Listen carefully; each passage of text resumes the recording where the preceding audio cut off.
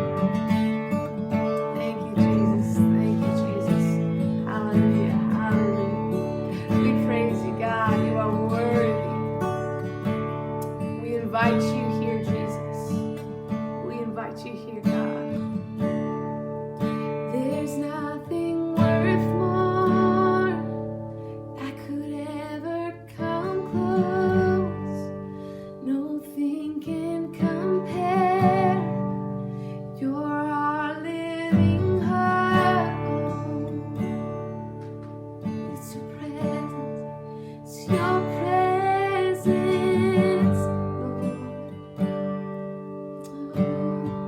Sing, I've tasted. I've tasted and seen of the sweetest of loves, when my heart becomes free and my shame is undone.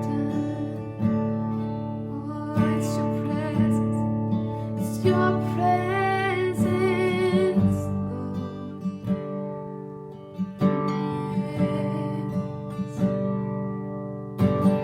Holy Spirit, you are welcome here. Come find this place and fill the atmosphere.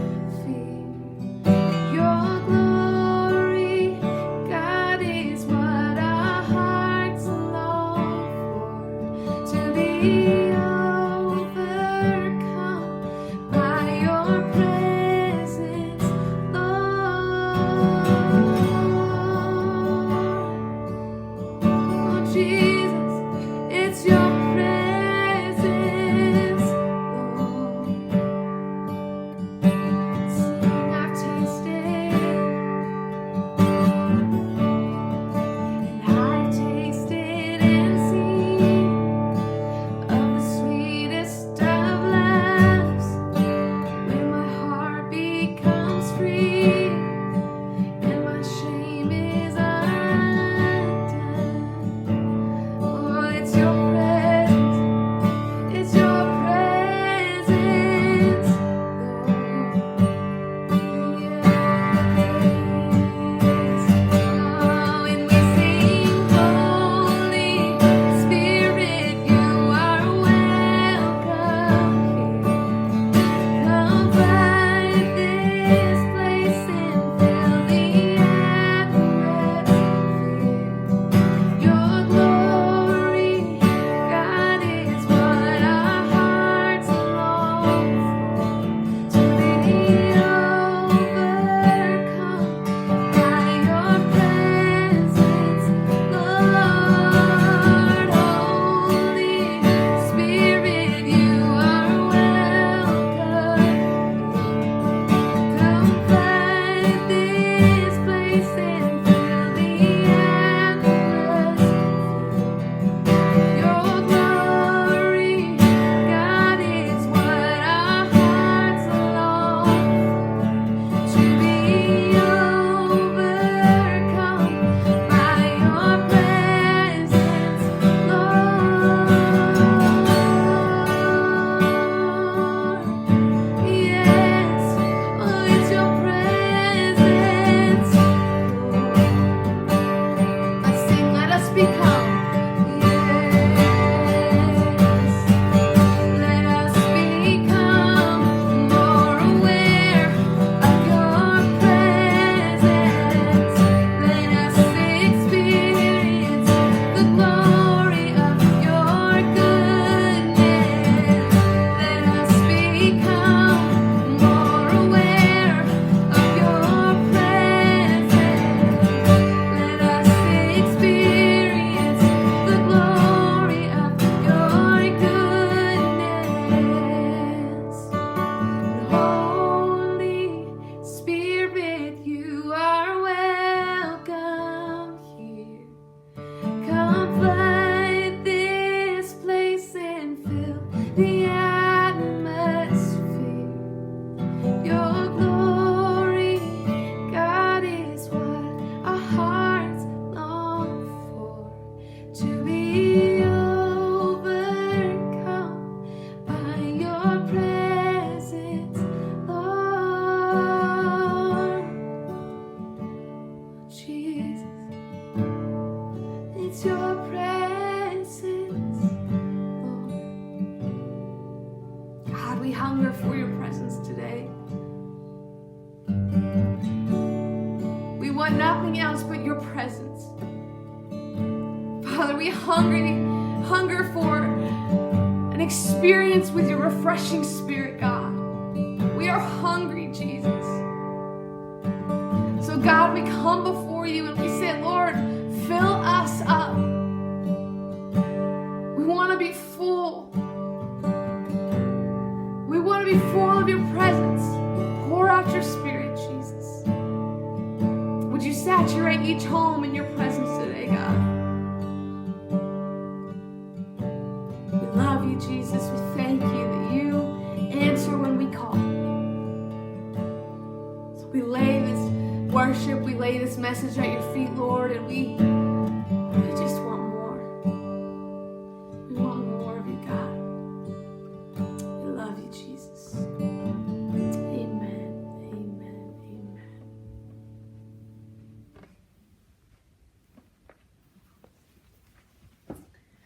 Good morning. Happy Advent Sunday.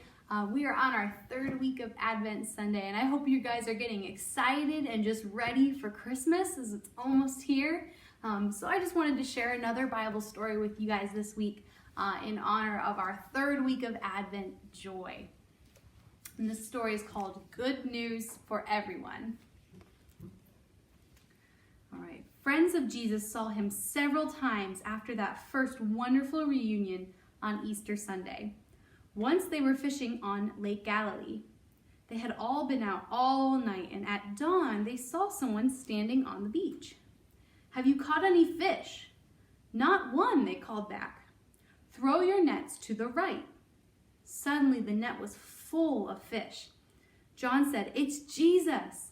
And Peter's mind flew back to that first time he had met Jesus. What a catch they had made that day. He jumped straight overboard and swam ashore, leaving the others behind to bring in the catch. There was a small fire burning, like someone cooking some fish and some bread, all ready for a picnic breakfast, the best they had ever tasted. Their happiest times were spent with Jesus. After breakfast, Jesus asked Peter if he really loved him. He asked him 3 times, and Peter felt hurt. Surely Jesus didn't need to ask. And it made him think of that dreadful night when he had said 3 times that he didn't know Jesus.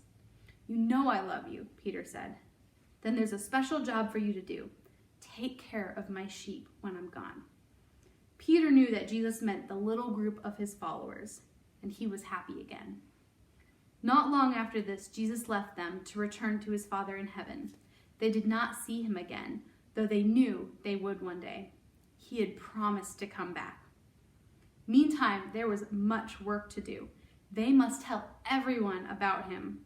They must spread the good news and the joy that Jesus had come to bring forgiveness and new life to everyone who believed in him. That was why he had to die. He took our punishment, and now there was no need to be afraid of death. Rather, we have joy because Jesus is alive. All through Jerusalem and the land of Israel, out to the farthest corners of the Roman Empire, the good news spread. Good news for everyone, everywhere. Good news then, and good news now. All right, well, would you join us as we light our 3 Advent candles?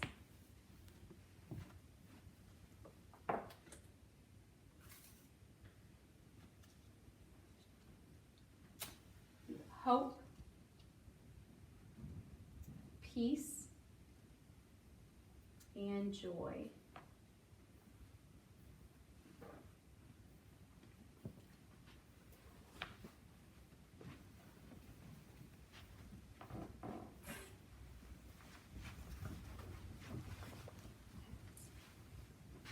Katie, thank you for sharing the Word of God with us and for lighting the candles. And thank you, Pastor Catherine, for leading us in worship. And there's one more Sunday before Christmas. I want us to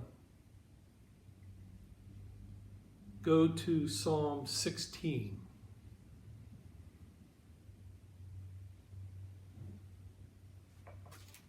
But there's a verse in 1 Thessalonians chapter 2, verse 20, that Paul says, you are our glory and joy. He's speaking to Christ. He's speaking of Christ, and he's speaking of those who have accepted Christ. You are our glory and joy. You know, when you shepherd a group of people, you care for a group of people, it's Jesus that is working in the hearts and lives of each and every one. That is the glory of it, and the joy of it is seeing Christ grow in them. Seeing Christ being developed, seeing Christ helping them overcome the circumstances and the difficulties of life, to have those joys that are unspeakable and full of glory. Jesus is the joy of our salvation. David refers to this in Psalm 16, and I want to read this psalm, and I'd like you to follow as I read it. David says, "Keep me safe, O God, for in you I take refuge. I said to the Lord, you are my Lord. Apart from you, I have no good thing." That is true. As for the saints who are in the land, they are the glorious ones in whom is all my delight. The sorrows of those will increase who run after other gods.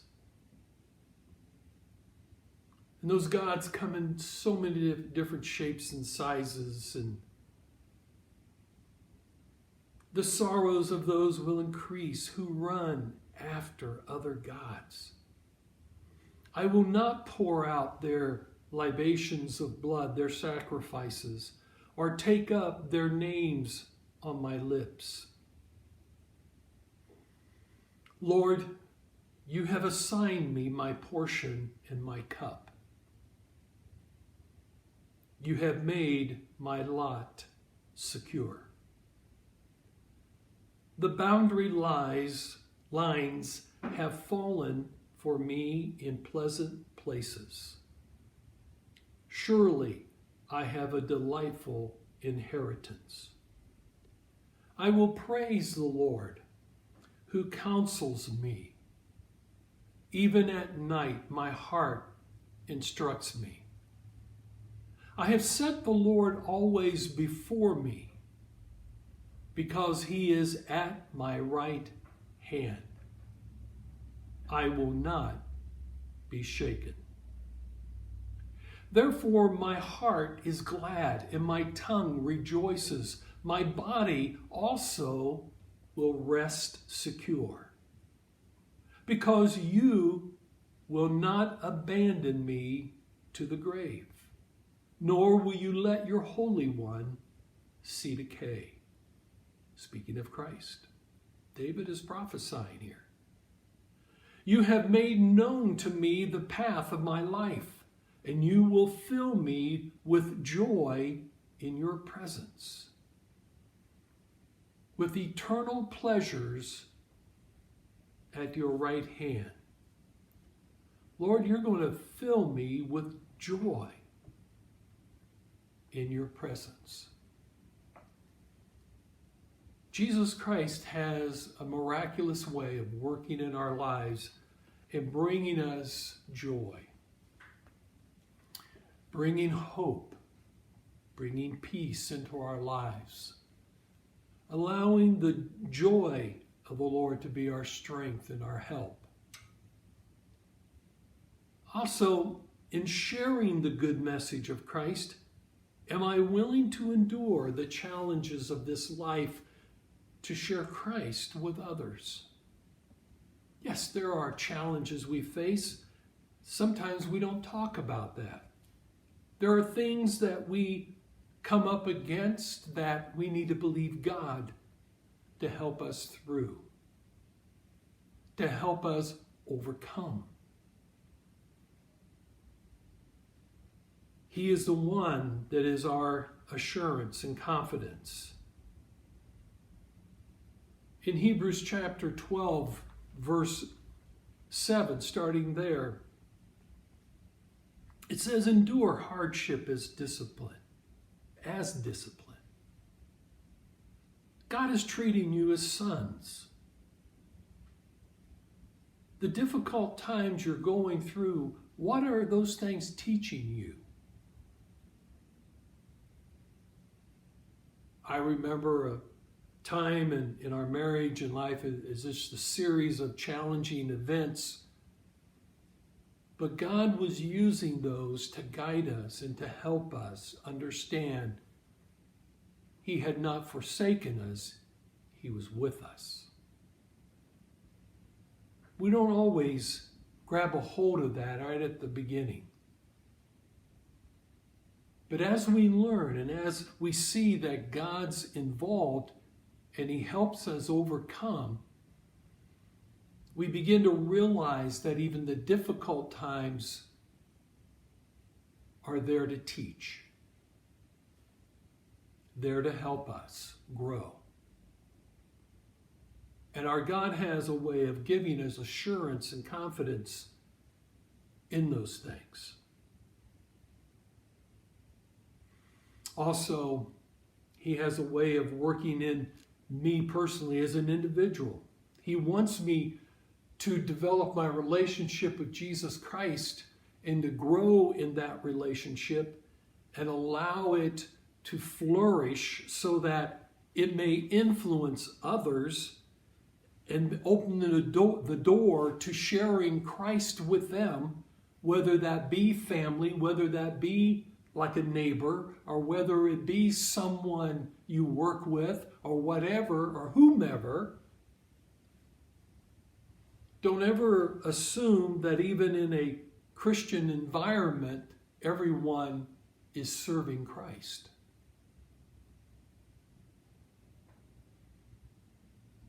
Allow your light to shine. Allow your good deeds to be those acts of kindness towards others. Allow your life to flourish for Him. In Hebrews chapter 12, verses 12 and 13, may seem a little strange in this description of joy, but I want you to hear what it's saying. It says, therefore, coming off a passage that I read just a little bit ago, where God disciplines and trains his children. Therefore, in other words, because of this, the writer goes on and says, strengthen your feeble arms and weak knees. Make level paths for your feet, so that the lame may not be disabled, but rather healed. Kind of an interesting verse, actually two verses, in that when joy is evident in the heart and life of an individual, we may go through some challenging times even after that joy is very prevalent. There are times your arms may not be strong to really be held up. And there's nothing more beautiful than a man who raises his hands to serve and to praise his God. Something most men struggle with. But when you allow the Lord to come in and work in your heart and life, you begin to realize that the lifting of your hands as a man is not a sign of weakness. It is a sign of absolute joy. He is my rock. He is my salvation. He is the strength of my life. And weak knees have a way of becoming weak, especially as you're climbing steps. You begin to realize some challenges in your body. But how bending of the knee in worship, bending of the knee in prayer, is a sign of humility, a sign of surrender, a sign of saying, I'm yours, Lord. And he has a way of helping us because these are acts of making level paths for your feet. You see, when we begin to serve God in ways of expression, in lifting our hands in praise and adoration to the King of all kings and the Lord of all lords, we are expressing the fact that he is in charge of my life, and he will help me to have level paths. He will watch my feet from stumbling. He will watch over me that I walk a path that is straight. He's not going to throw something deliberately in my way, because he's not that way. He's with me. He's helping me, so that the lame may not be disabled, but rather healed. Those I come in contact with who need healing, who need encouragement, who need help, who struggle in life themselves, I am able to help them, not because of me, but because of the one who loves me, because of the one who has bought my salvation, the one who has written over my life, purchased.